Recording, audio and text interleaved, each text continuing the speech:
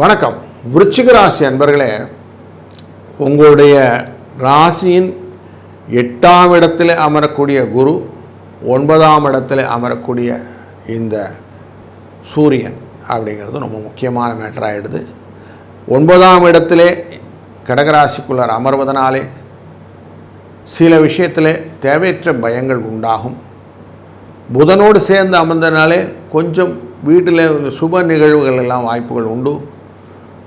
குரு 8ஆம் இடத்துல அஷ்டமத்தில் அமர்வது அப்படிங்கிறது அவ்வளோ நல்லதில்லை.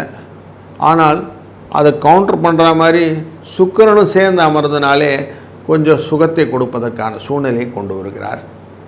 இந்த சுக்கிரன், குரு, சனி, செவ்வாய் இவர்கள் எல்லாமே உங்கள் ராசியின் 2ஆம் இடமான குடும்பஸ்தானத்தை, தனம், வாக்கு ஸ்தானத்தை பார்க்க போகிறார்கள். அதனாலே நிறைய விஷயத்தில் பலவிதமான கருத்துக்கள் உங்கள் குடும்பத்திலே பரிமாறப்படும். அதில் பரிவர்த்தனைகளை கொஞ்சம் ஹேண்டில் பண்ணுறது கொஞ்சம் தெளிவாக சிந்தனை வைத்து கொண்டு வேண்டும்.